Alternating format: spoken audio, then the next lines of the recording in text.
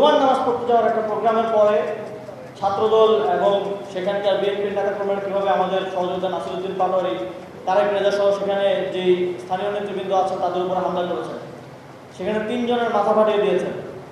আমরা দেখেছি যে আওয়ামী লীগের সময়ে এই ঘটনাগুলো ঘটত।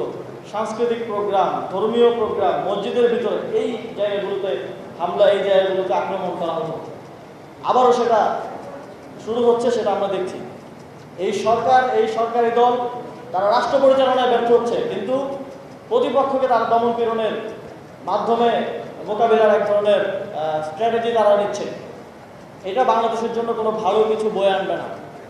আমরা বারবার এই নির্বাচনের পর থেকে বলছি, বিরোধী দল বারবার বলছে যে আমাদের গণভোটের রায় বাস্তবায়ন সহ এই জাতির যে আকাঙ্ক্ষাগুলো জুলাই গণঅভ্যুত্থানের মধ্য দিয়ে তৈরি হয়েছে সেগুলো আপনারা বাস্তবায়ন করেন, তারপরে আমরা একসাথে এই দেশটা পরিচালনা করি, আমরা একসাথে একটা নতুন বাংলাদেশ গড়ার দিকে এগিয়ে যাই।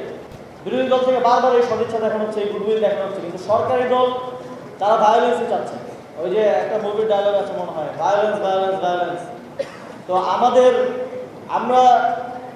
আমাদের রক্ত গরম হইলেও, বয়স কম হইলেও আমরা বুঝি যে কখন কী করতে হবে, কখন দেশ গড়ার দিকে কাজ করতে হবে। কিন্তু যদি সরকারি দল ভায়োলেন্স চায়, যদি তারা সেটাকেই একমাত্র রাজনৈতিক হাতিয়ার হিসেবে নিতে চায়, তাহলে এটা যে আমাদের থেকে বেশি কেউ পারবে না, এটা 2024 সালের গণঅভ্যুত্থানে আমরা দেখে দিয়েছি। এবং আমাদের সাথে যদি এটা করতে চান, এই ফাইটটা কোনো রাজনৈতিক দল, কোনো নির্দিষ্ট আদর্শের সাথে হবে না। এই ফাইটটা হবে পুরো একটা জেনারেশনের সাথে, এবং এই জেনারেশনের সাথে ফাইট করার ভুলটা শেখ হাসিনা করেছিল। আশা করি এই ভুলটা তারা প্রমাণ করবে না।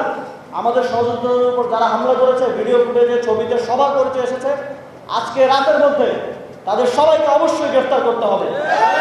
যদি গ্রেফতার না করা হয়, তাহলে আপনারা যদি ভায়োলেন্স বেছে নেন, আমাদেরকেও ভায়োলেন্স বেছে নিতে বাধ্য হতে হবে।